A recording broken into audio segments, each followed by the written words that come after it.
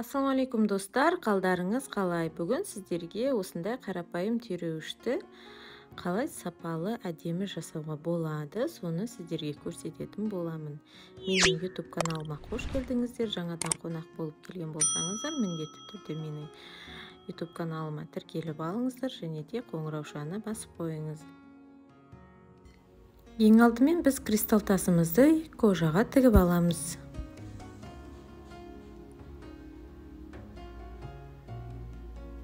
Жіпті мен 4 қабаттап алдым және де 2 қайтара тіктім.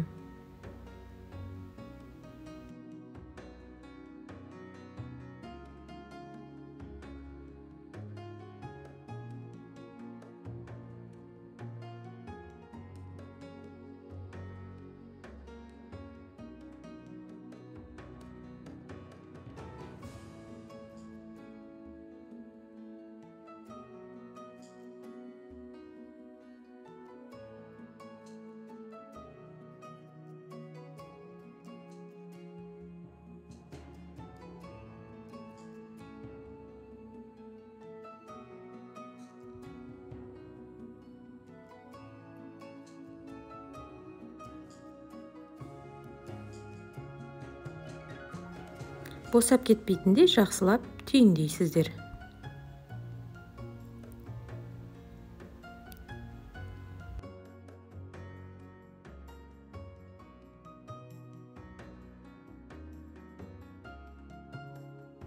Төрт қабат жібімді енді 2 қабат қалдырамын, жартысын осылай кесіп дайындап қоямын.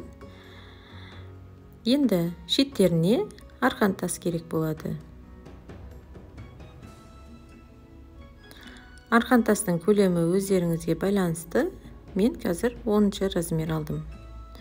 12-14 размерде жарай береді. Арқан тастың астына ең бірінші клей жағып аламыз.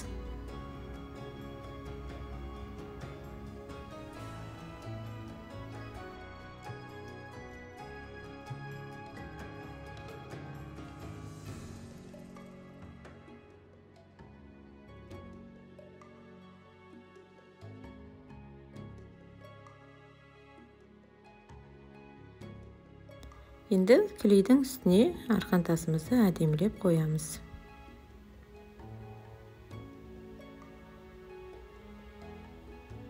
Қай жерден келіп тұр, сол жерден ақырындап қайшымен кесеміз. Енді мына жерде қисық болып қалмасын, барлығын қолдарыңызбен реттейсіздер. Сәл кепкенін күтеміз. Сосын әр 2 тастың арасынан жіппен тігіп шығамыз.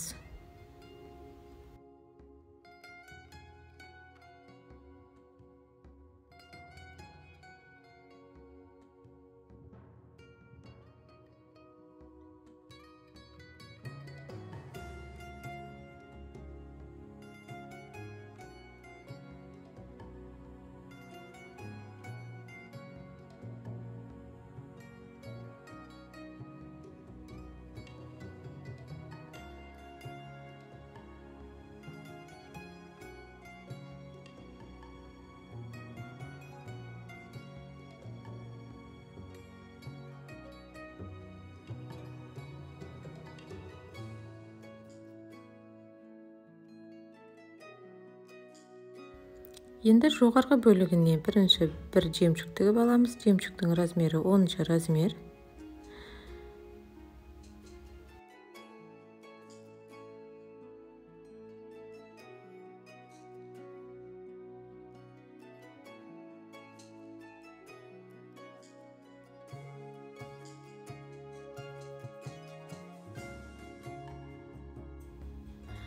Енді 2 жемчуг аламыз. 2 жемчугті соңғы жемчугтан инені түсіреміз қасынан. Және де 2 жемчугтың ортасынан қайтадан инені шығара отырып, екінші жемчугімізді тігіп аламыз. Сол уақытта біздің жемчугтарымыз жақсы тығыз орналасатын болады. Формасын сақтап тұрады. Осылай айналдыра толықтай тігіп шығасыздар.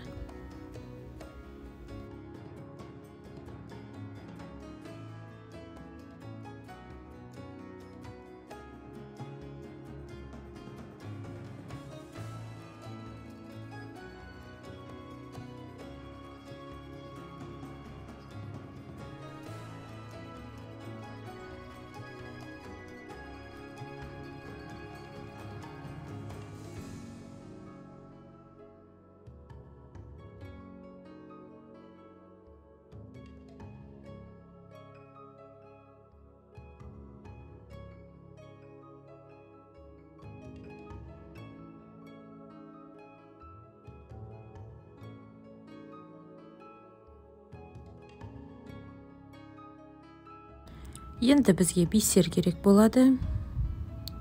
10 штук бисерден өткізіп, әр жемшіктің арасынан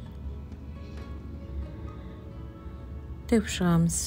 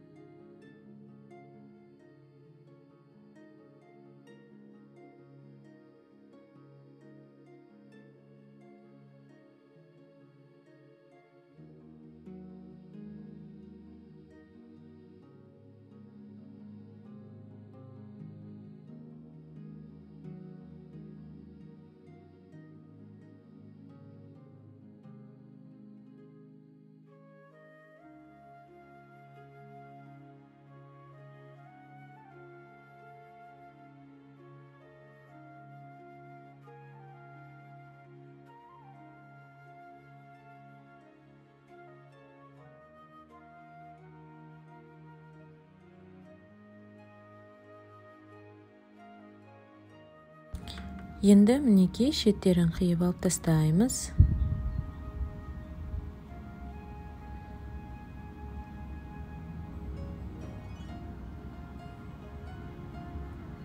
Әдемілеп, сол формасын сақтап, әдемілеп кесіп аласыздар.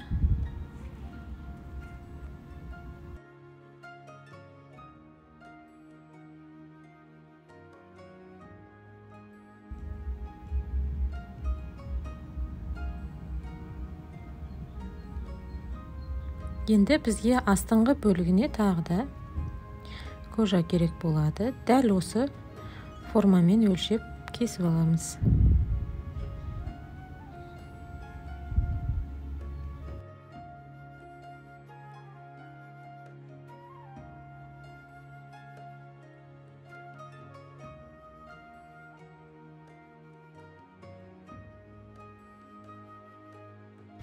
Енді астыңғы бөлігін кесетін кезде біз көк сияны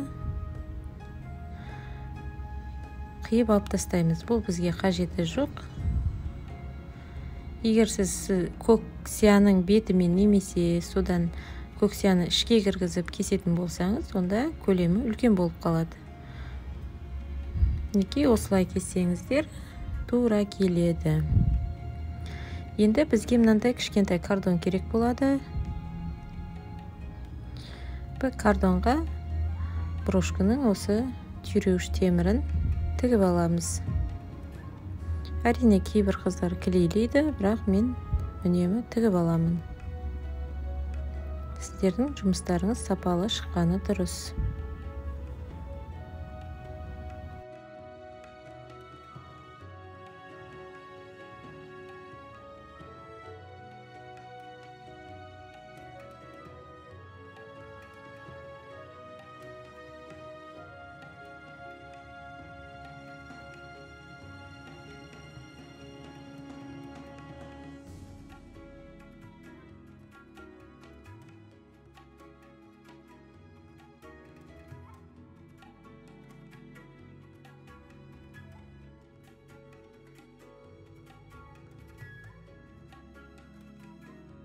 Енді кардонымызға момент универсальный клейді жағамызда, оны алдыңғы бөлігіне клейлейміз.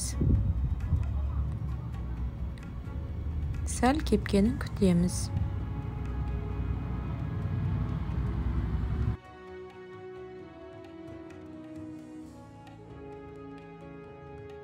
Астыңғы бөлігін осылай қойып белгілеп, мына жерлерді белгілеп сызып аламыз.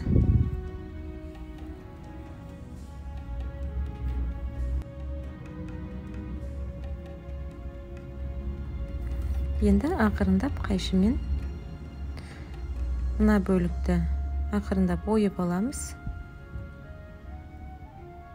Екінші бөліктерін жай ғана кертіп кесеміз.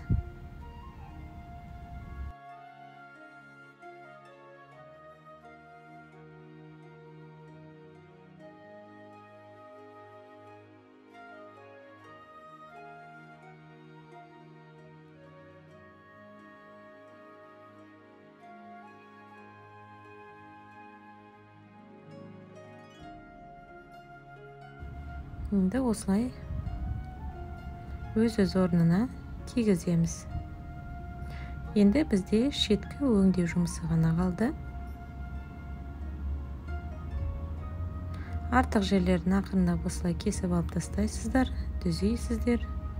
Көңілдеріңізден шықса, өңдеу жұмысын бастаймыз. Өңдеу жұмысында өте мұқият болыңыз. Арт жақтарының барлығы біркелкі болғаны жақсы. Әр бисерді өткізе отырып, қайтадан сол бисерден инені астыңғы бөлігінен жоғары қарай шығарып отырасыздар.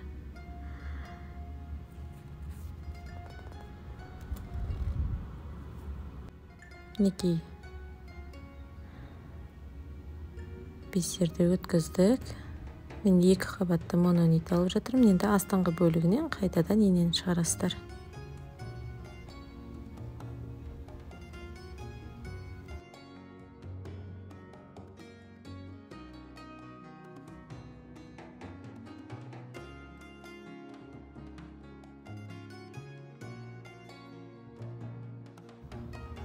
Мінекей тағы да көрсете өтейін.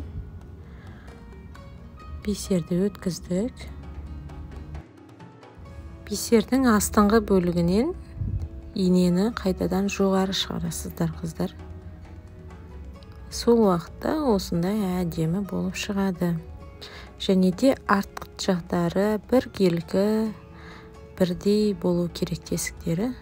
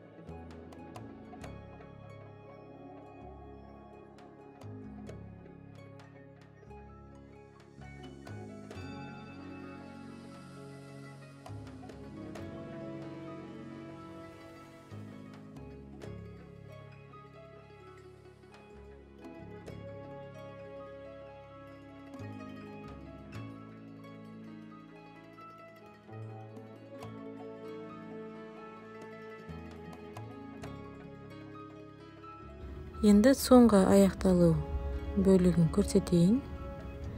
Мінекей ең бастапқы бисеріміз бар, ол содан өткізесіздер.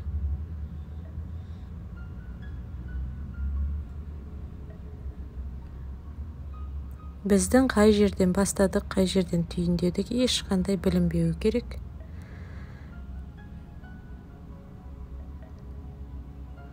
Енді осы жерден ақырындап түйіндеп аламыз.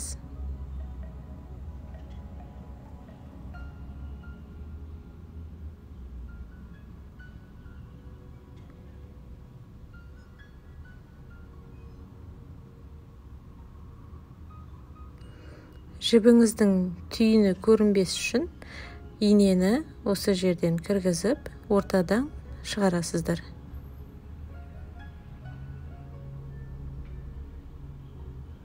Мінекей енді осы жерден қайшымен жіпті кесеміз. Мінекей біздің жұмысымыз аяқталды. Өте керемет, әдемі болып шықты. Сіздер де жасап көріңіздер. Видеоны жақындарыңызбен бөлісе отырыңыздар. Лайк басып, комментарий қалдырыңыздар. Келесі видеомды көру үшін міндетті түрде парақшама жазылып, қоңырауша белгісін басып қойыңыздар.